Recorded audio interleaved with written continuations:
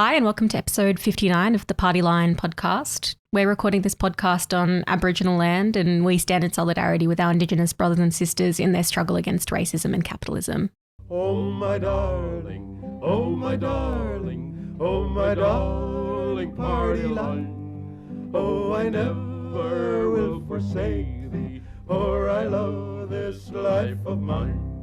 Hey, Jordan. Hello. How you going? Not bad. It's a miserable day. It's today. very cold. And as you said that, the heater just turned on. Yeah. We're hoping that that's not disruptive to our listeners. It'll be fine. It better be fine. But if you can hear the heater whirring, just know that your hosts are really glad that it's on. Nice and toasty. How you been going? Yeah, not bad. Busy week. Busy week. Really busy. Yeah. All over. So I'm tired. We're going to talk a bit in this episode about the rise of One Nation again. They've Would you believe? announced the upper house candidates for the Victorian state election. And then we're also going to talk about the Socialist Manifesto election launch party that we had on the weekend. Yeah, we are. Which was pretty incredible. It was awesome. It was crazy. So we'll get into that in a little bit. But Jordan, you've been having some run-ins with a guy called Eddie. Yes. When you first said Eddie, my first thought was like Eddie Maguire. No, unfortunately not yet. That would be good if you had a run-in with Eddie Maguire. That'd be quite good. What's he doing these days? Is he still? Well, his son is like a Nepo baby. Awesome. Oh, no, I did see that. Yeah. Yeah. I was watching the after football commentary and I was like, why does this man have such a wet face? Back to the men with the wet faces. It's definitely a thing. I saw a video of someone defending him for not being a Nepo baby. Eddie Maguire himself. No, Eddie Maguire's son. But he's a sports commentator. He's literally. That is like definitional. Like, yes, you got that job because your father is Eddie Maguire. So your dad isn't your boss, but that's not the extent of nepotism. That's not how that works. But which Eddie have you been having a run-in with? Edward Deline. He is a landlord that owns around 200 properties across the country. Incredible. I had a debate with him a while ago on SBS. I still get notifications from the clip that you did with about debating this guy. Yeah. Billionaires shouldn't exist. Yeah, that was fun. So he's I think he's the perfect landlord to demonstrate everything that's wrong with the housing crisis because, like, number one, like, he doesn't come across as likable. Like, he's incredibly unlikable. And also, very wet face. But also, like, just comes across as quite stupid. Yeah. So it's like, these are our enemies. And it was sort of like watching the SBS thing when you first did that. It wasn't initially clear that this guy had 200 investment properties. No. Yeah. It was just like, oh yeah, like I'm a finance guy. Yeah.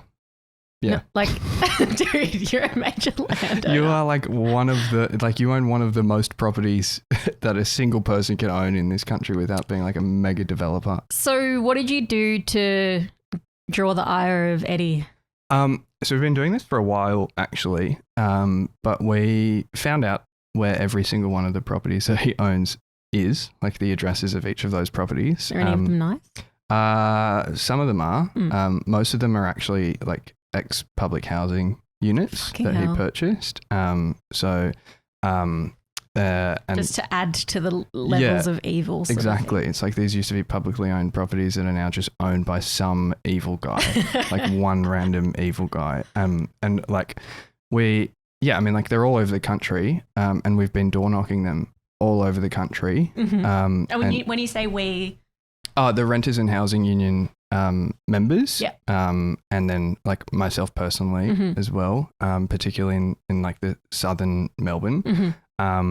Like I remember we door knocked an entire apartment block in literally South Melbourne, like the suburb South Melbourne. And he owns the whole thing. And he just owns the whole thing as well as the two shop fronts out the front. And like, spoke to like one of the tenants invited us in to have a chat. And we spoke to the other tenants and everything. And like just talking about how regularly he raises the rent, how much, like just straight to like the top of the market, like range and everything. That that apartment wasn't ex-public housing. So that's, I guess, different. But like we spoke to this one tenant who's like retired, like a former CFMEU worker, and he's lived there for like 20 to 30 years. And then he gets this like, and like, you know, you're peering in through the window chatting to this guy, and you see like the carpet just being fucked in the corner, and like, you know, he's got this oven, which is called like a Vulcan oven, which like they stopped making in like the 70s, and it looks like retro futuristic kind of thing. Yeah. And he's just talking about like how like I was imagining being this guy like a you know a labourer back in the 70s or whatever. And then now this like fucking idiotic young man comes and buys your house and then just like immediately raises the rent every year. Like, but doesn't bother to do any updates, any repairs. Exactly. Yeah. It's just like I would make me so mad. So Eddie's found out you've been door knocking his tenants and that has not pleased him. No. Yeah. So he's issued us a cease and desist. And actually I want to read one of the sentences because it's very funny. He says... it's a cease and desist that he sent us like literally as we posted the video because we realized he found out about it. So we're like, okay, time to go public. Yeah. And he writes, furthermore, I mean, this is his lawyer writing. Furthermore, your publications expressly encourage tenants to organise collectively against our client. Like, yes. Is that a crime? I don't think so. Is that a crime to encourage people to collectively organise? I think there's definitely people that would like to make that a crime. You know, it's a crime I got charged once with calling all firm and courageous people in the area to common assembly. I think it's like an old like common law. Yeah, it's an incitement thing. But I thought that was like the best thing to be charged. That is great. Like, how dare you call the firm and courageous people? Like, I want that on my tombstone. Yeah. Wow. I rate that. But so I just like, I don't understand the concept of like a cease and desist letter to tell you to like stop going places. Like this, how does this guy have the right to tell you where you can go and who you can speak to? I mean, like, in case it goes before the courts, maybe we shouldn't talk I would about encourage a lawyer to respond to that. But yeah, I mean, it would be very funny. Like, stop door knocking my tenants. Yeah, and Jordy's only allegedly been door knocking. Alleged door knocking. Like, definitely have been door knocking. Well, if you want to hear more about what Jordy's been doing, there's a video on his Instagram page you can watch that goes into a bit more detail. But it's nice to know that you're staying busy. There's lots of stuff going on. Well, for the headline, we haven't actually explained Omar's not here. Yes, Omar's unwell. People were wondering, like, why hasn't Omar said anything? Yeah. It's just because he's quite sick. And contagious. Yes, he said it's not just what did he say? It's not some chill virus or something like that. Yeah. But it's the perils of having a child that's kindergarten aged. It's just like you pick up every single virus. They're like bacterial sponges. Yeah. So what did he say? That's a great question. I can't fucking find it. There's so many bloody messages. What did he say? Oh, it's not a nothing virus. It's not a nothing. And then, sorry, I'm just very contagious. So Omar's sick, so it's just us today. And so I thought I'd try and change the format of the headlines. So we've got good news, and then bad news. Yeah. So we'll get into that. Yeah, the bad news. You can't. You always try to ruin my gags. That's true. I do that. You're I just gotta stop a gag ruiner. Yeah. Okay. So the good news. This is not exactly the most like current hard-hitting news, but that's just because we forgot to talk about it when it came out. But Andrew Tate and his brother were arrested and they're facing extradition to the United Kingdom on I think it's 59 different charges. Yeah. And so the headline that I pulled from the Sydney Morning Herald, what to know about the Tates, the misogynist influencers facing rape, sex trafficking and child porn charges. So, this is great news. These absolutely disgusting, misogynistic, rapist pimps who, spawned a whole kind of culture of the manosphere in prison again and hopefully are just going to be in prison for the rest of their lives. yeah, I mean, like that would only be just, I feel like. But knowing these people, he's been in prison a number of times before. Yeah, in Romania. Yeah, and he just keeps getting away with all of the like atrocious shit that he does. But also like it's nice like seeing him being arrested, looking so ridiculous like every time as well. Yeah. I read an article, I think it was in the New York Times or I can't remember now, but it was about how, because the Tates were quite involved in the sort of mega Trump networks, because like close personal friends with the Trumps. Yeah, and like all of these sort of right-wing kind of influences all kind of cling together. But now they've been arrested and the UK has made the extradition request. It would be very unlikely for the extradition request to be not granted. Yeah. And so now all of the Trump inner circle distancing themselves. Yeah. And so like this woman who was really part of the Trump administration had previously been like, I will defend Andrew Tate. He's done nothing wrong. And then they like tried to get her to help them. And she was like, oh, no. I mean, it's nice that these people are quite fickle. Yeah. It's only about their own skin, but it's exactly. Just like, I dream about Andrew Tate just being like alone and like calling up Donald Trump and be like, help me, please. And then the calls are not answered. Exactly. But also on the other hand, like if like someone like Donald Trump's intervening in like a World Cup decision or whatever, like I wouldn't put it past him to be like, help my boy, you know, like, yeah. So I don't know. We'll see. We'll have to keep an eye on it. Yeah.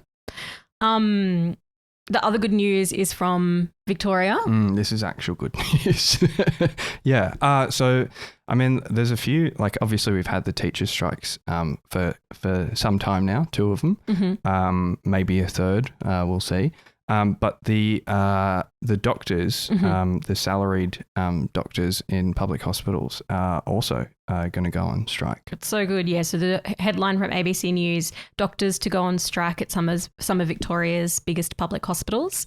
And the article reports that like over 50% of doctors, and especially the doctors in training, the sort of junior doctors, report incredibly high levels of fatigue and stressed, and they're worried in these conditions about whether or not they might be prone to making errors, which is like, that's not who you want making scary errors. It would be to be like, you've been working for 15 hours, you've like just come off the back of another 15-hour shift or whatever, and then like you have to cut someone open or administer drugs. Yeah. I mean, it's horrible. Like, yeah. And it's also because like, it's like, yeah, these are public hospitals or whatever, but they're privately owned, like they're subsidized by the government. So it's like, you know, these hospital boards and whatever are,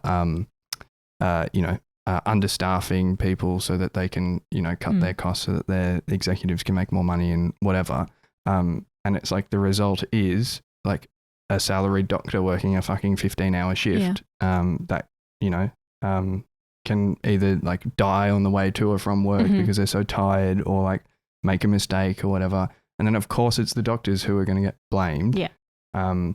Yeah. But then also like it's, I believe on the 14th, VARPA is also going on strike. Yeah. So there's going to be lots of healthcare workers who are on strike this month, which says something about the state of the hospitals in Victoria. I mean, all of the public sector, like with the teachers, like everything that like Labor is responsible for, for funding and making sure like runs well. They're all striking. All those sectors are striking. So it's like, I don't know, what does that make you think? Yeah. So 97% of the union members voted in favour of protected industrial action. So that's huge. Yeah, that's massive. Big ups to the doctors and to the members of VARPA who are going on strike as well. Yeah, exciting. So then this is news.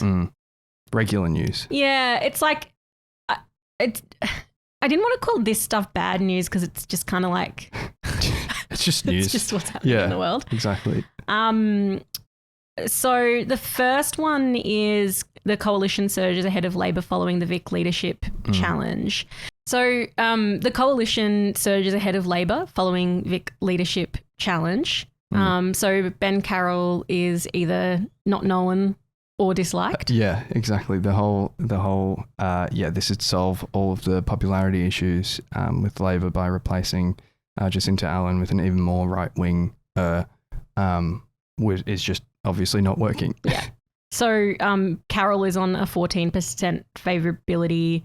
57% of people are neutral, and then 29% of people don't like him. So it's really like imagine if you were just like some guy and then you got like very regular polling about like how much people liked you. It would be like, I don't know, I don't think that's not a normal person that can deal with that kind of stuff. Like, you're a weirdo. But yeah, so the two-party preferred has Labor losing to the coalition, but the coalition losing to One Nation. Yeah, which is like that. I mean, that's concerning. Like it's crazy that like the One Nation is more popular than the coalition on a two-party preferred. But also, yeah, like I mean, this is all just very concerning. Like, there's a lot going on here. So it remains to be seen sort of where this stuff goes. Like, we're 4 months away from the state election, and before Ben Carroll became the premier, he was already relatively an unknown entity. But, you know, and we talked about it in the episode last week, so we don't need to rehash it all out. But I think that it is clear that the Ben Carroll leadership is going to be a shift to the right, even further in Victorian Labor. Yeah. I think that, you know, it's important to note that there's not all of these like deep ideological differences in the different factions of the Labor Party, but it does matter that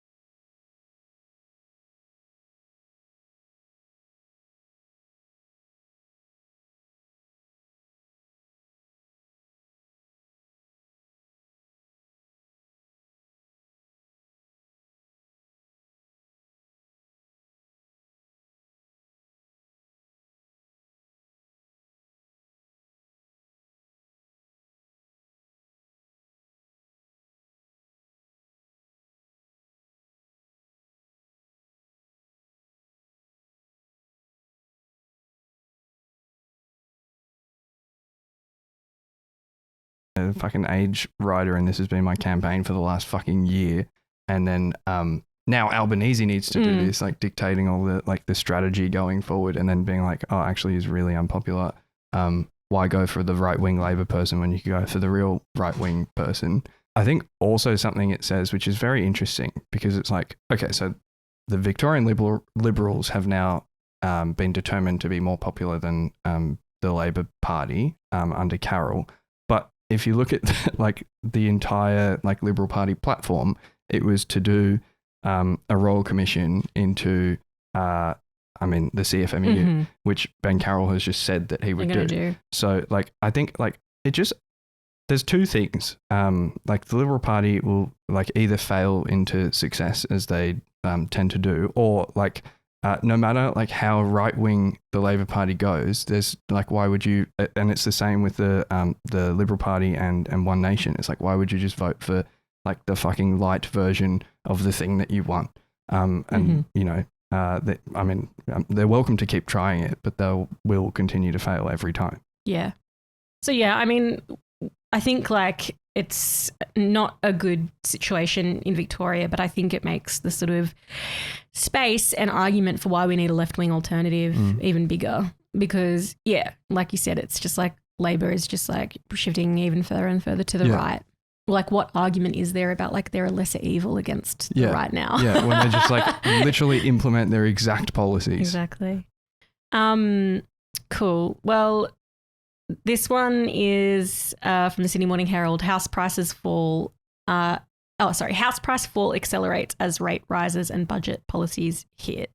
So the big news has been about like house prices are falling. Yeah. So can people afford a house yet? Would you believe? No. Like, and it's also just like it's completely dwarfed by the rise in house prices, even over the last like 2 years, let alone like the last like 20 years.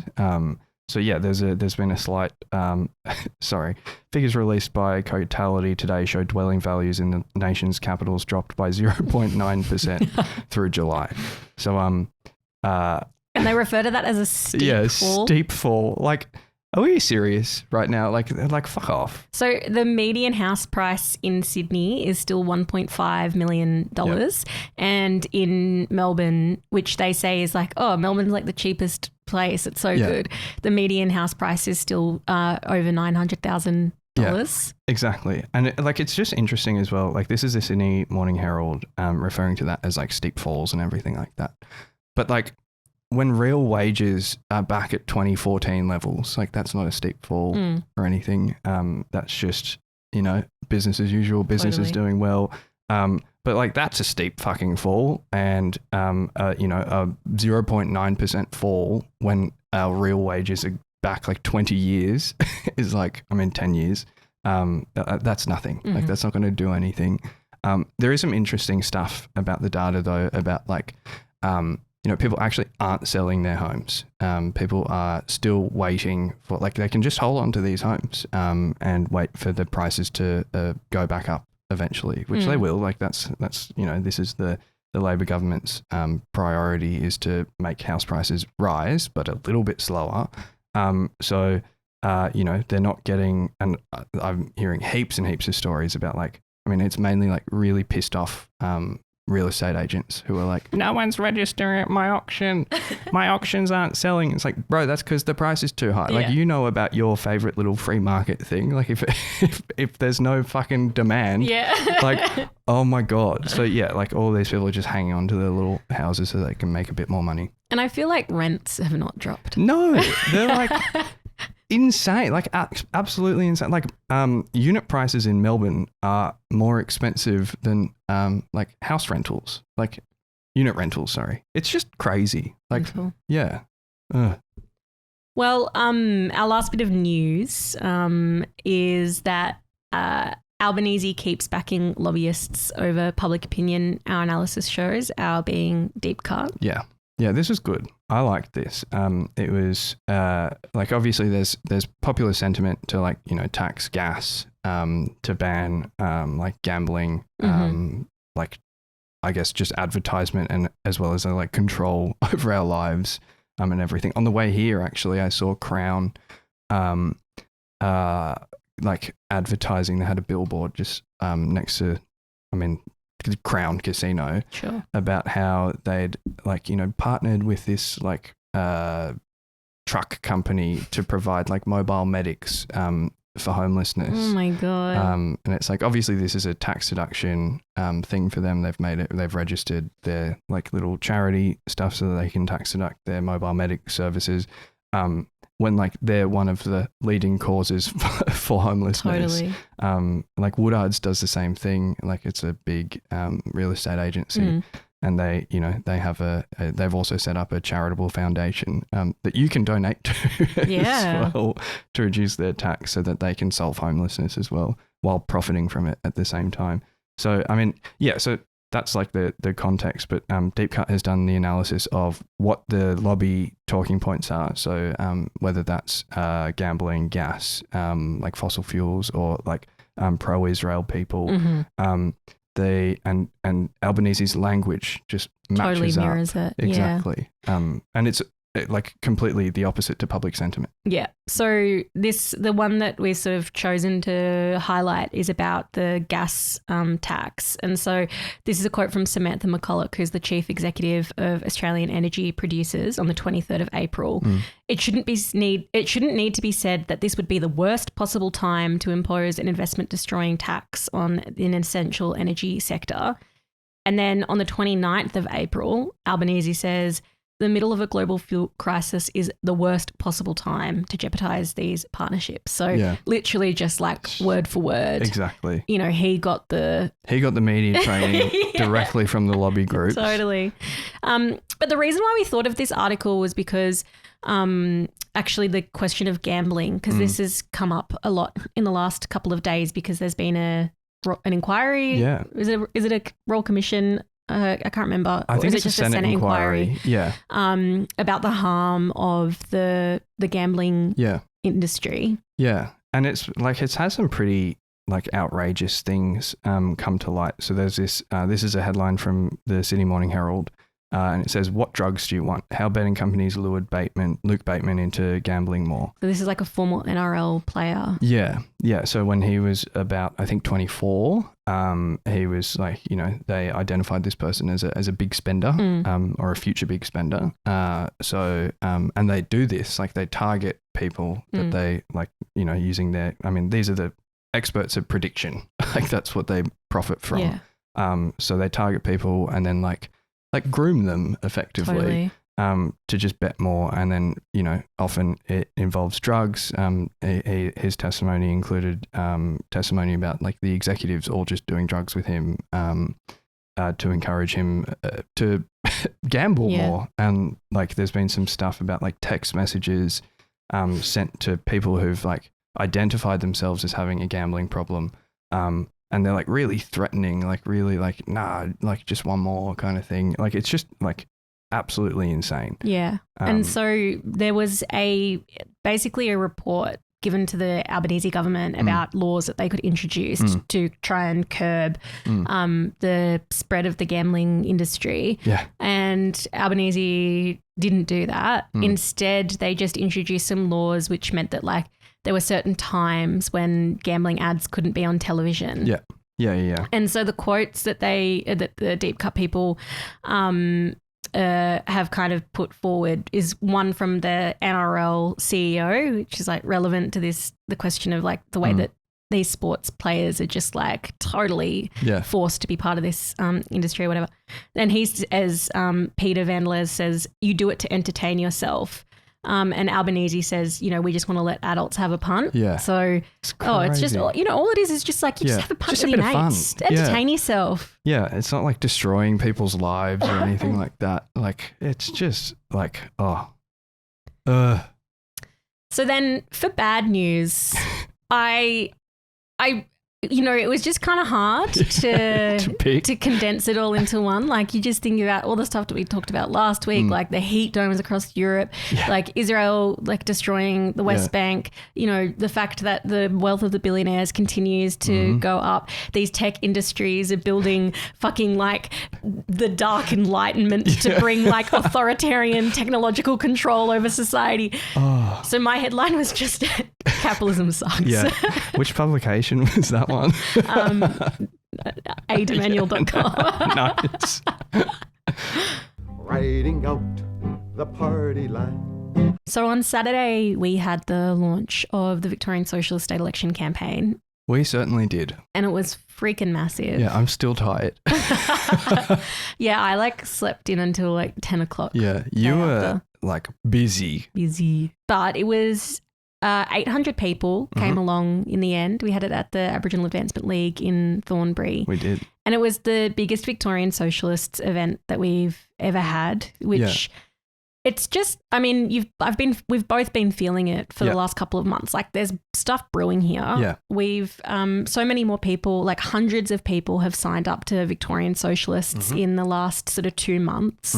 Our branch meetings have been getting bigger and bigger. The other week, there was like, I think 3 or 4 Northern Metro branches that met on the same night. And it was like, 150, 160 people cumulative. Yeah, just on a random Tuesday night coming to a branch and meeting. It was cold. Yeah, it was miserable. People still wanted to keep coming out. And I think people understand that there is a need for a socialist electoral challenge to this absolutely terrible state of affairs. And so I think having the launch was really important, bringing 800 people together with the purpose of how the fuck are we going to do this? Yeah. And how are you going to be involved to help make this happen? Exactly, yeah. And I think it's also significant. Like there were 800 people, that's a lot of people. But the launch was the electoral campaign launch, and there were no gimmicks or anything like that. There wasn't a band or anything like that playing. It was like 800 socialists from like predominantly Melbourne coming to an election launch thing to find out what we're doing, what the plan is, what the strategy is. And I think that's hugely significant. Yeah. And yeah, it was awesome. Like there's like the group chats have been going off because there's so many things happening now in our branch meetings and like, I mean, that our branches are doing. And yeah, like it was just, it's like heartening. It's really incredible. And we got some media to come along to the event, which was really, really good. So this is from the ABC News. Another stunning gun fired in the high-stakes race to Parliament. What an amazing turnout! This time, a minor party with no current seats in either house is taking a punt at all of them, convinced it can siphon votes from Labor and the Greens. We feel like the major parties have failed working class people and they're desperately calling out for a left-wing alternative. So it was really not like good to get the ABC there because we're trying to actually send a signal to the media as well that we're fucking serious about this. Like we're not just like, you know, some Johnny-come-latelys or whatever. Yeah. We've been building up the forces of Victorian Socialists for years and years now. We have these established branches. We have candidates that are actually known by people in their areas and we want to win. Yeah. We want to get socialists into Parliament. Exactly, yeah. And also like we've been doing stuff and making impacts like in the AEU, for example, with the co-health shutdown, like reversing that effectively. We're not just like a couple of people making videos on social media. There are thousands of us and like we're angry and we want to do something about that. And one of the things that was really lovely about the evening, because you said the thing about like predominantly Melbourne, that's true, but like there were like gangs of people who sort of came all over. So the Bendigo crew was there. We had I love the Bendigo crew. So good. People from Ballarat. Hastings is far away to me. And then there was also people from like Warrnambool and just like all over the place. Totally. And I think talking about that is kind of like it indicates as well the kind of scale of the campaign. So Owen, who's our councillor in Bendigo, he is going up to Albury for a meet and greet event. So good. In Albury. Yeah. Like that's wonderful. It is wonderful. Like, and I remember like we were doing a stall just in Carlton, just like, you know, Victorian Socialist stall, like, hey, what do you think about Pauline Hanson kind of stuff? Like, and there was a VS member from Albury who came along, well, Wodonga actually. I can't remember which one's on which side of the border. Anyways, the Victorian side.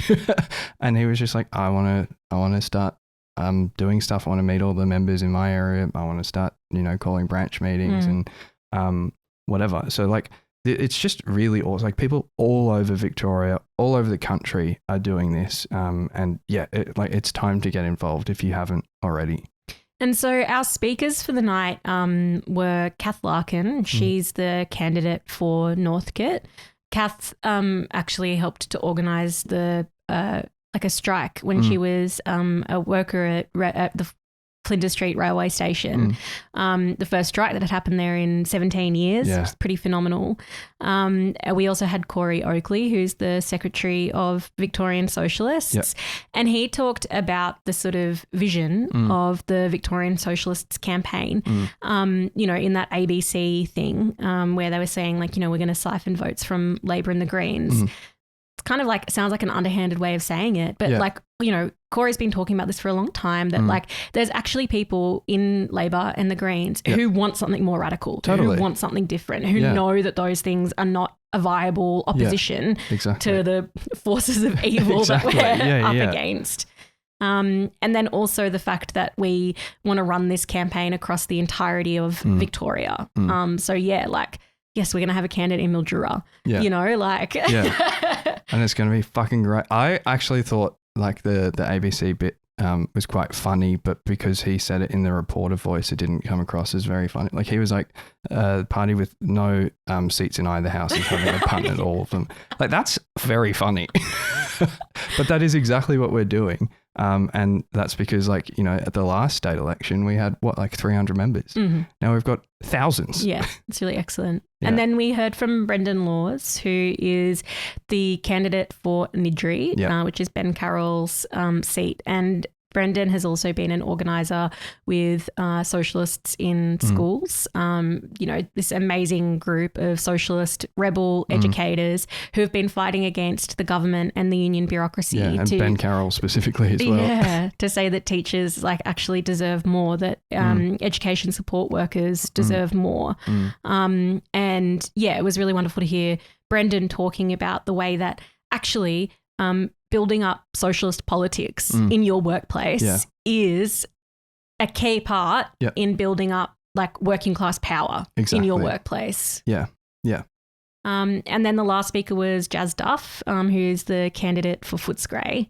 And Jasmine sort of brought it home to talk about like, what are we doing next and how can you be involved? Because I think a lot of like the idea about like when you become a member of a political party, it's like a financial contribution and then you show up on election day. But we actually want to build a much more active membership in we don't Victorian think that's Socialists enough at all. And so we're actually doing 2 really big events over the next fortnight, which we really want people to come to. So if you're in Victoria and listening to this, on the 8th of August, there's going to be volunteer training in Footscray and in Brunswick. So you just sort of come to the one that's closest to you. To kind of prepare people for being campaigners with Victorian Socialists. And talking to people. And then on the 16th, we're going to put that into practice at the all-in mega Footscray door knock. We want to get like 400 people to just door knock every door in Footscray. I think we can do more than 400. You reckon? I reckon. Well, if you're listening to this, you can be one of the more than 400 people. And it's like, we want to try and get like a really, really significant vote in Footscray. This is a place where at the last state election, we got 9% of the vote with our candidate, Jorge Hakera, who had been a councillor on the Maribyrnong City Council. It's an area that has been taken for granted by the Labor Party. It's got a mixture of sort of like new, young, working class people and then sort of like old sort of working class migrant tradition. It's got a lot of homelessness. It's got a lot of poverty. One of the highest rates in Victoria. 50%. It's got a rate of over 50% higher of young children with asthma and respiratory illness because of the pollution that just, you know, sinks over the city. So this is an area where socialist politics, you know, matters, you know. So Jas sort of talked about the political vision of what we're trying to fight for. And I mean, Jas does have a tendency to bring it home. Definitely. It's really inspiring listening to her. So if you haven't, definitely go along to something that she's talking at. But like, I think one of the key things is like, we don't want people just for an election. I mean, we'll take people just for an election to campaign or whatever. But like, we don't believe that that's the way that we're going to change things.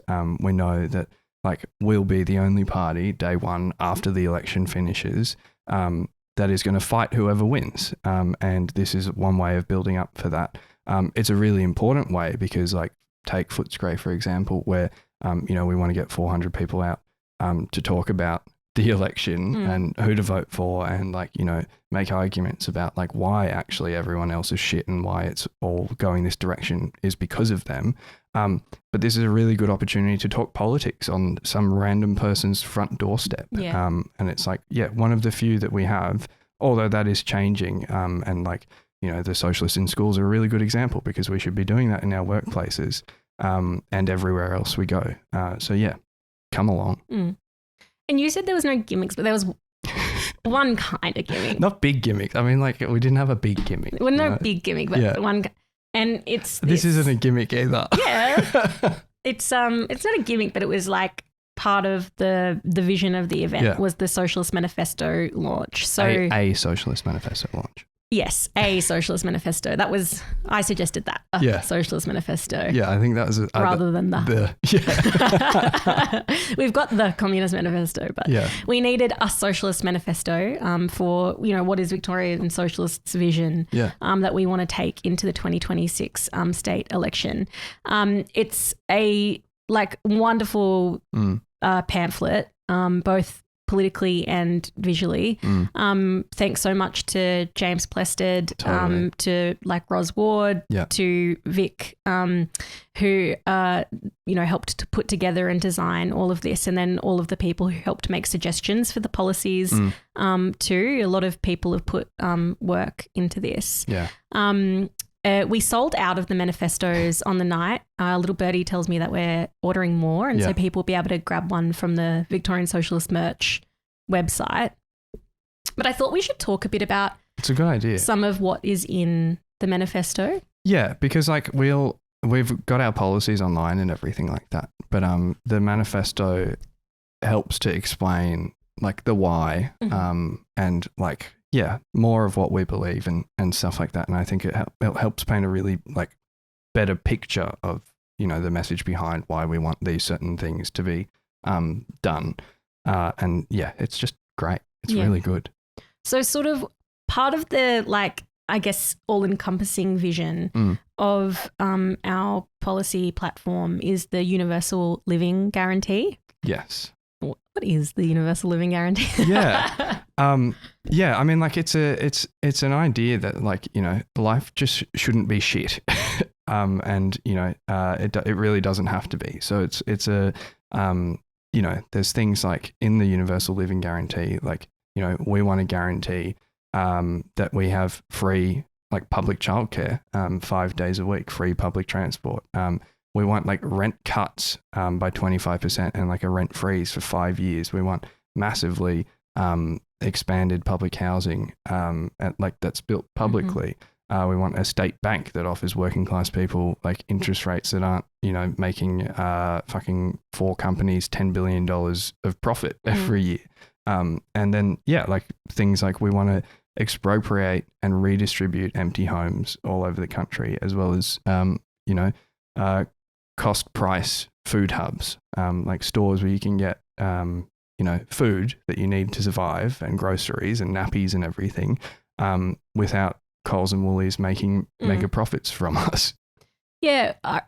One of the ways that I think about it is, when we were talking about the Co-Health campaign and the way that they talk about wraparound services. Yeah. So, you've got this one place that you can go to where it's dental care, physio, psychological help, bloods taken, whatever. It's the Universal Living Guarantee is our wraparound vision for every aspect of your life, from childcare to free school lunches to, when you need aged care is in there too. Yeah. So your whole life, there should be these services and institutions in place to help facilitate a happy, good life. Exactly. Yeah. And so much about the common sense of the way society should run that has been pushed down on us from on high is that things cost and you have to pay for it. And if you can't, it's your fault and you're lazy. Whereas our common sense should be, we demand good shit. Yeah, exactly. We demand a good life. Yeah, and there's enough wealth to pay for it. Exactly. And so, I think some of the stuff about the different ways that we want to kind of confront the housing crisis is important because, it's the seizing empty homes and redistributing it. Yeah. It's the building of public houses. Yeah. It's the state bank so that the bank can't make, hundreds of thousands of dollars on your home loan just because on interest repayments, exactly. So kind of trying to go into different so there's these questions and there's all these different areas that you need to confront to be able to improve life for people. And so the common sense should be there shouldn't be a parasitical middleman company that gets to make profit. Yeah. From our basic human needs. Exactly. Yeah. One small thing that's in the Universal Living Guarantee that Jordy wanted to talk about, and I was like, oh, I'm not sure, but I'll just say it and take the glory off you, is the thing about... Which is this? The free sports broadcasting. Oh, yeah. Yeah, I love that one. I think, like it's the nationalised KO thing. Which I feel really vindicated about because like last year during the federal election campaign, I was going on about this and people were like, Anneke, you can't put up a video complaining about the fact that you can't. Yeah. I remember this. And then I was like, no. This is actually important. I demand to watch football on Saturday night for free. Yeah, give me my bread and give me my circus, please, for free. And then so some of the other kind of parts of the manifesto is, standing up for the oppressed, like women, Indigenous people, people with disabilities, etc., and standing up for the working class. Yep. And so I think that's really important too, because it's not just about, basic life being met, but then once, we want to meet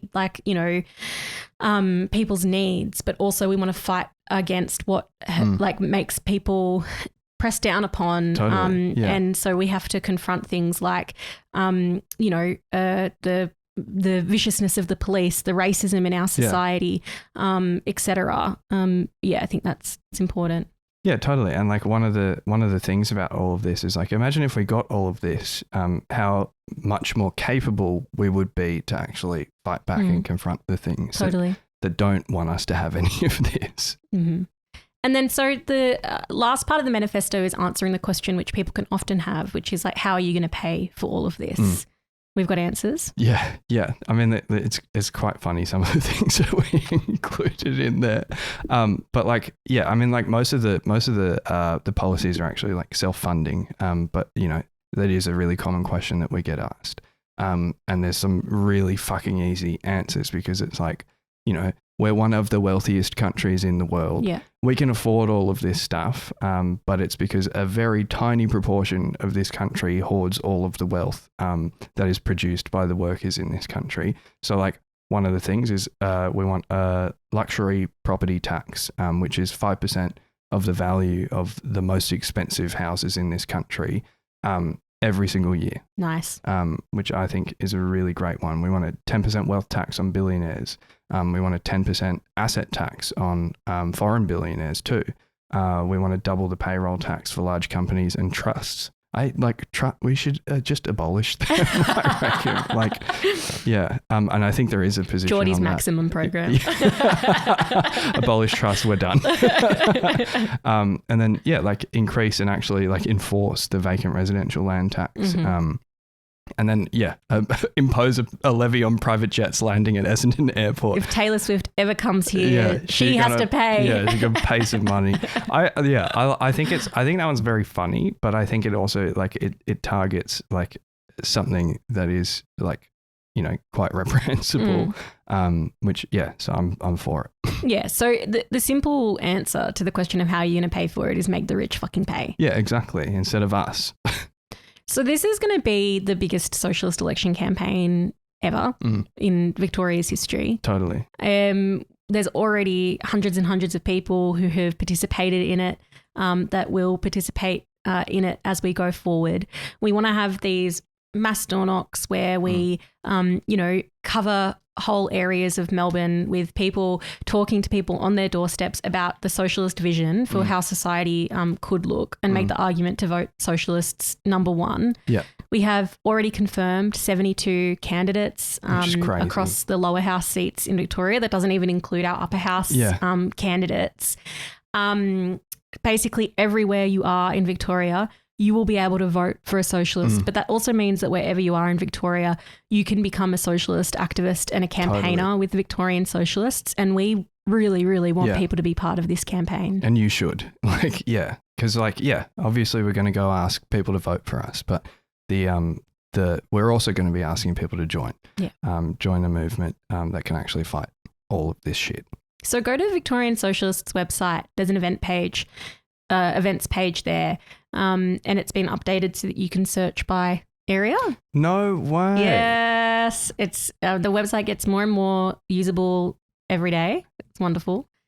That's great. Jordy's just Googled Victoria.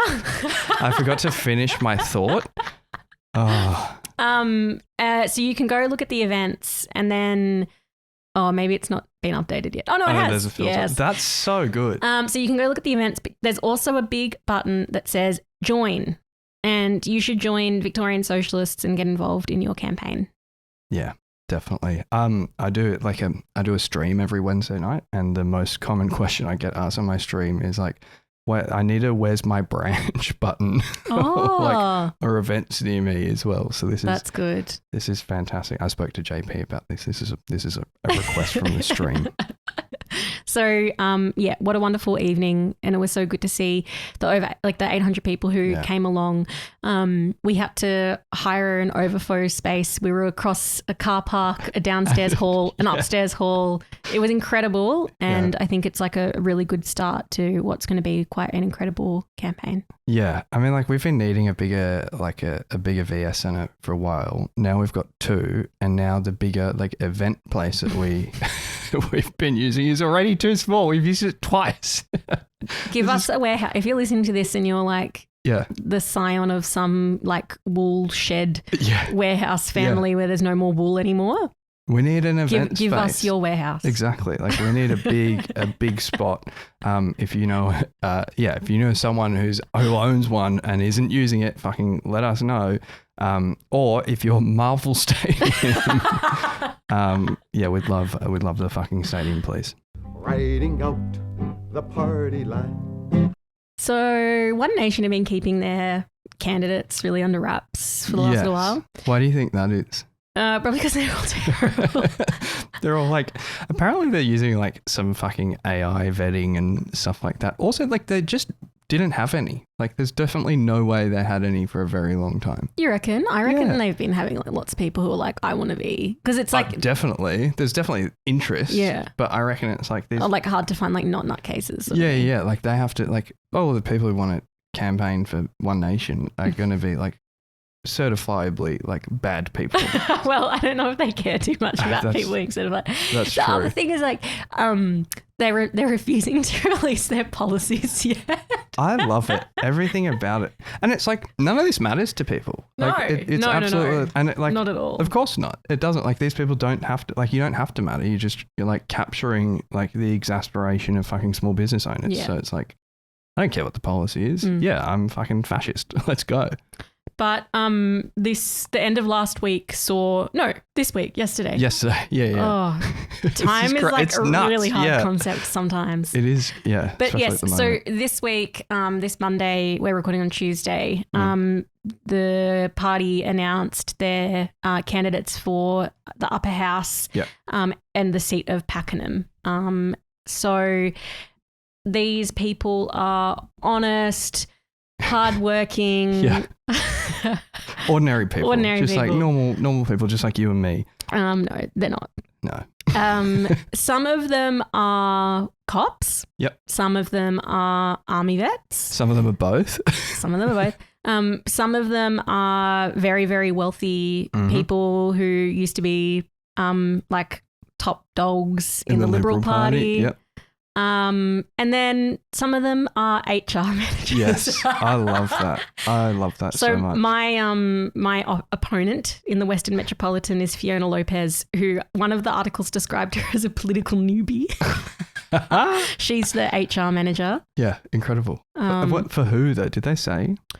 Oh no, I don't know. Yeah, I just saw it when I read an article. It was office manager, HR manager, no one knows anything about some of these people. Oh, and we forgot to say lawyer as the other one as well. Yeah, lawyer with a website that just says lorem ipsum, just fill it. Really? Yeah, it's very funny. Oh, that is good. It's quite good. So, I think it's worth kind of talking about it this a bit, because there has obviously been a lot of discussion about who's One Nation orienting to, and who's voting for them, which I think are different questions. And then a third question is what's the makeup of the party itself and like who are the kind of, you know, the core of it, you know, who's building up this party. And I think that there's differences between all of those things. Yeah. But with the announcement of these upper house candidates, they still haven't announced the lower house candidates they're going to run. You do see very clearly that it's wealthy and middle class people, and then people who've been part of like the repressive apparatus of the state. Literally. Yeah.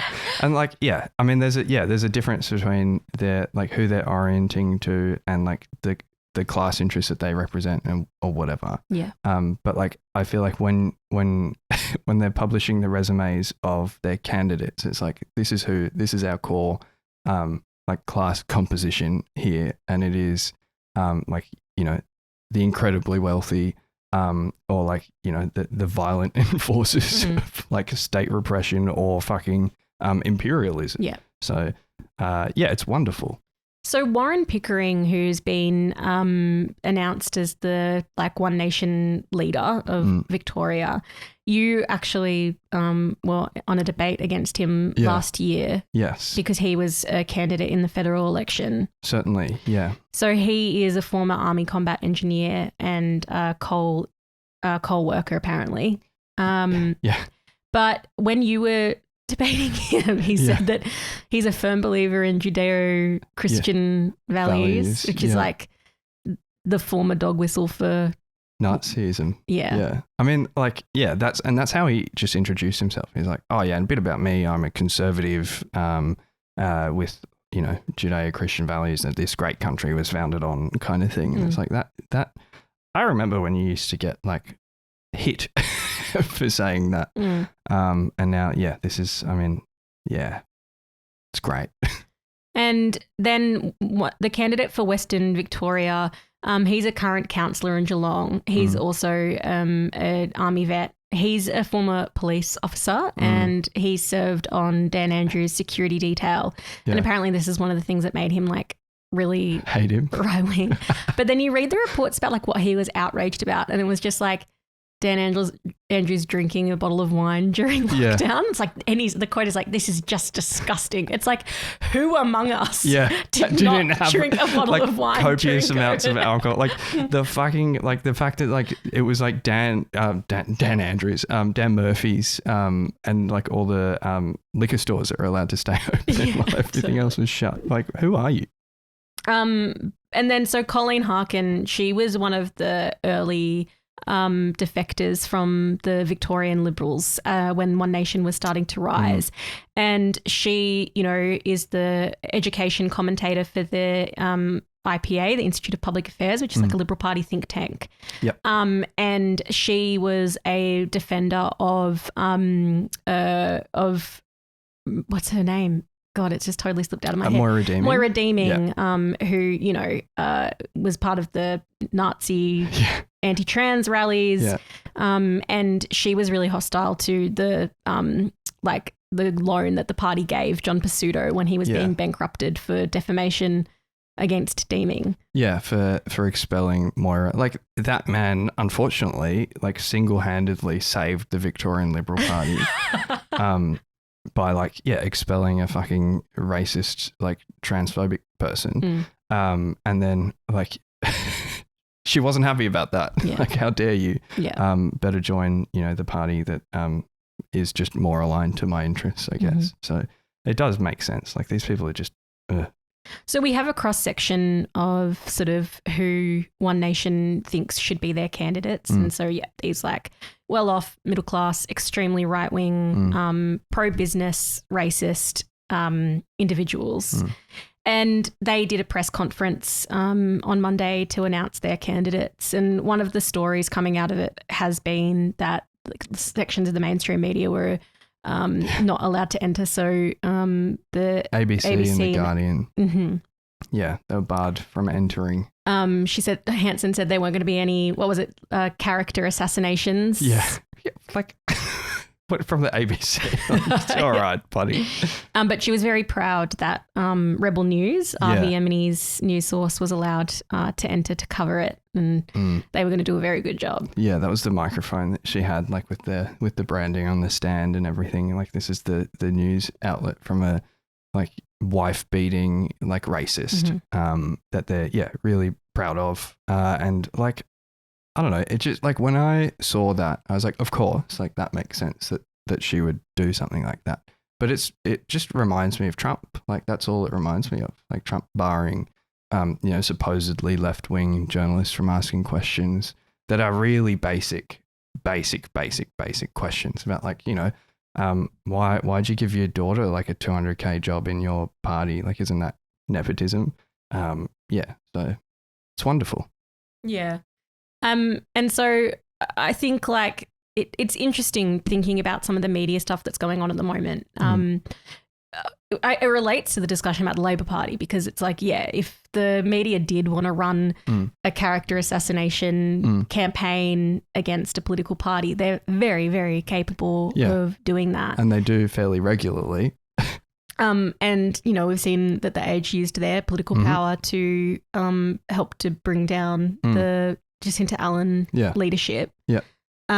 They do talk about Pauline Hanson, One Nation, but I think that the way that they do it is generally like, if they are concerned about it, they have no capacity to offer any political alternative because they've helped lay the basis for their rise in many ways. They have no way of like, helping to push back against it. They are out of touch with ordinary people. Totally. Like, take the campaign against the suburban rail loop, for example. Who the fuck in the southeast doesn't want a train station in their neighborhood? But this is like, this is like terrible corruption for the media. So obviously, and then the other thing that they do is just like basically air all of the policies of the One Nation. Of Pauline Hanson. That's the little function. Commentary. Exactly. It's like practically just ventilating the like racist, right wing, like far right talking points, and then maybe have a little byline at the end that's like, someone reckons that's bad. And that's it. And then when they do report sort of critically on Hanson, I think that often they miss the point. So there's an article in The Age from today that is talking about where One Nation is getting their money from. So the headline is Diners at Reinhardt's Mansion, Hanson loans an offensive film, One Nation's sources of cash. And there's some interesting reportage in there about how, Reinhardt organises these dinners in her mansion, which is perched above the Brisbane River. For $10,000 a ticket, all of these business leaders can come and have an intimate dinner with Reinhardt and Hanson and Barnaby Joyce.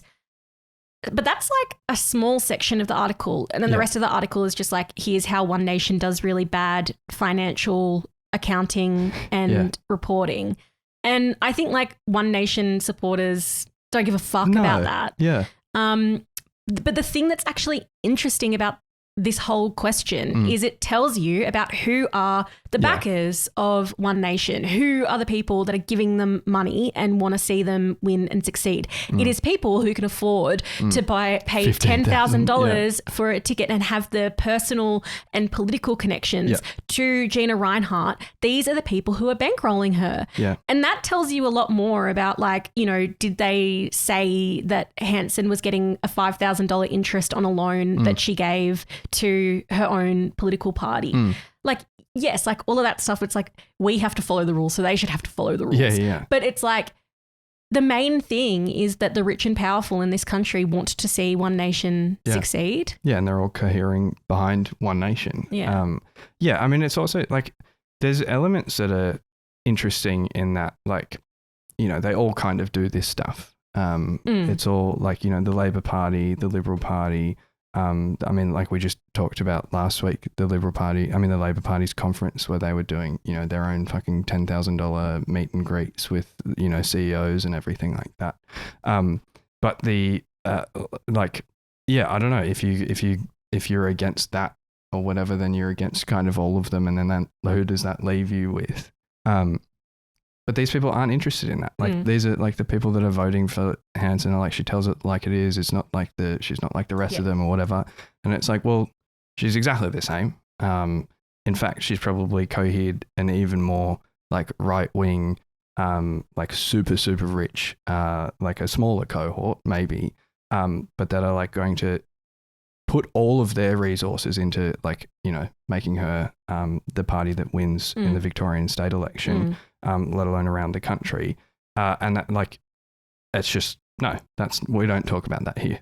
That's not happening.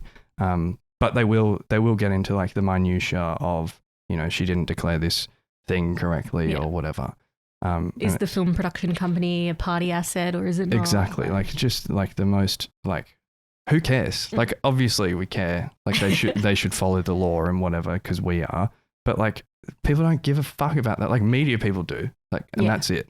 Yeah. So they speak to themselves. A lot of these commentators.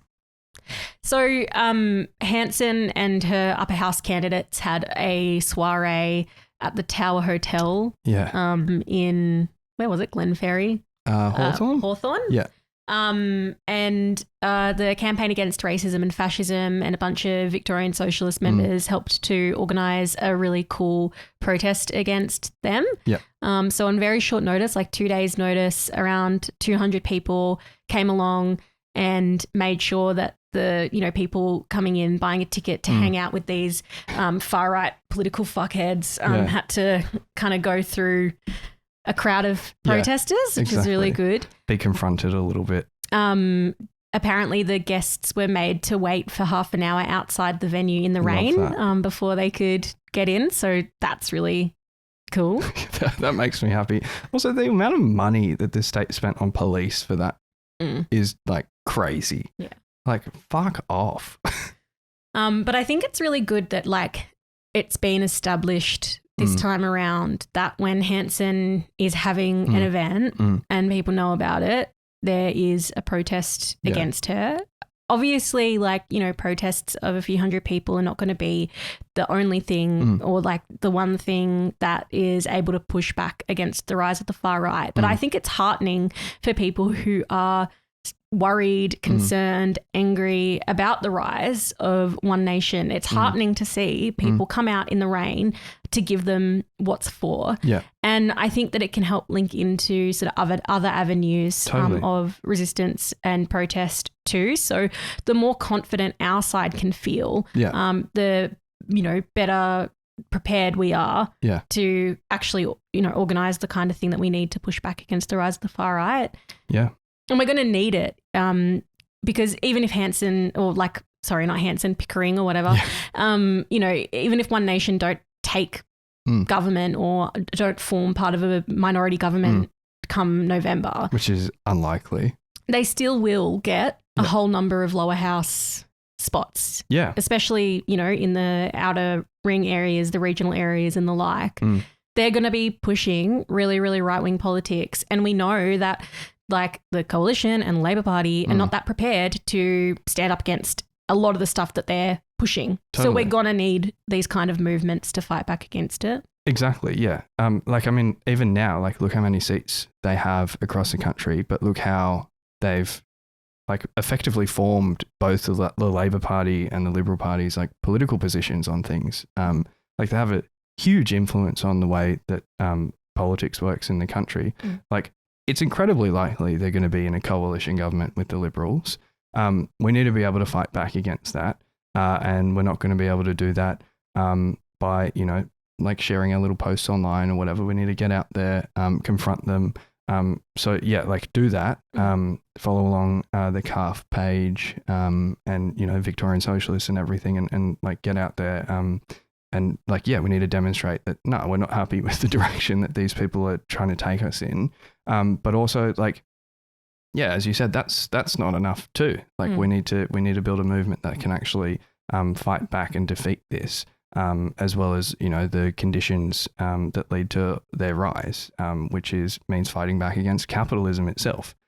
So if you want to do that, then join the Victorian Socialists. Riding out the party line. Well, thanks so much for listening to The Party Line. Sorry Omar wasn't here. And if you guess if you like what you heard, you can support the podcast. Yes. There's multiple ways. There certainly are. One of them is by joining the Patreon, which is in the show notes and everything. But another one is by liking and subscribing and sharing. And commenting. And commenting. Engagement, if you will. But the sharing actually helps a lot. So click the little share button and then send it to someone. Hype us. And hype us. I still don't We're get that. hyped in podcast. Are we? Yeah. Oh, fuck yeah. Keep doing that. That's great. All right. See you guys next week. Bye.